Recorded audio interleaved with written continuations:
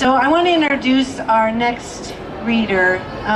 She's going to read a piece for one of my first students. I had 17 students the first time. This can be really hard for me. This is why we do what we do. So Luis Hernandez first started with us right after he got his GED. And he was really shy and wrote a couple sentences at a time.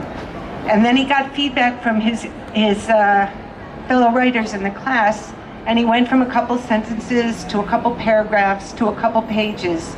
And then he became a writer, and then he became a spoken word poet. And he killed it at the spoken word slam that we had. The first time he came in second by 0.06%, and the second time he won the crown. And then Louis got sick. So he's not with us at Dade Correctional anymore. We only get his writings now through his family, and his sister is going to read his piece called Limitation. Maya.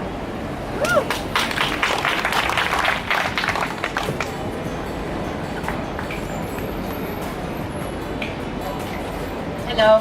Hello. His piece is titled Limitation. Could you do it? Could you bear living with 5, 10, even 15 consecutive life sentences? As if we were cats or immortal aliens. Like if we live 1,000 years like Methuselah. They say we are the human race as they erase and extinguish, treating us like useless bars of metal. Disgusting. Stay away from them because they are rusting in a mental state of corruption. Placed in this 3,000 degree furnace, testing metals at extreme temperatures for decades, melting some to never again take form. 1 out of 1,000 take higher shape, choosing not to conform to incompetent standards. Their pets live a life of grandeur, more concerned for a rabid dog. They deny us a vaccine, put parole to sleep indefinitely. Dreams of relief, cut off gangrene limb, never to be bothered with or thought of again. More hope for a plastic bottle. We can't be recycled or rehabilitated. Must the powerful mind remain the same?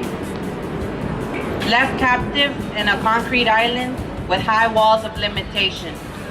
No seeds, no fertilizer, no soil, only dry, barren toil. Some cracked. Yet buried in these man-made holes, some found liquid gold. The igloo system called just ice keeps us in the cold, like abominable frozen carcasses in meat lockers. Freezing our feelings, stiffing our emotions, numbing the warm touch of family bonds. Drowning in liquid nitrogen, shattering the bridge of hope, creating a chasm between us. And our families left in pieces. The Terminators thought they disposed of us. They couldn't dissolve our strong resolve.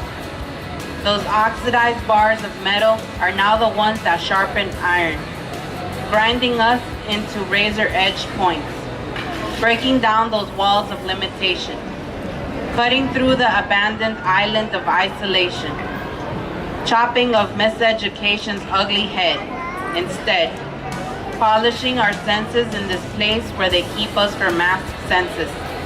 Those wild infected dogs have become like the sensei. The seeing eyes of the blind guide through the darkness of ignorance. Are these tools left on the shelves they call cells worthless? They can't hide our value or take away our usefulness. In a place of physical limited effectiveness, influence can't be restrained. No matter how long they prolong insane, through flexing the brain, we can't be contained when we release our potential. Woo!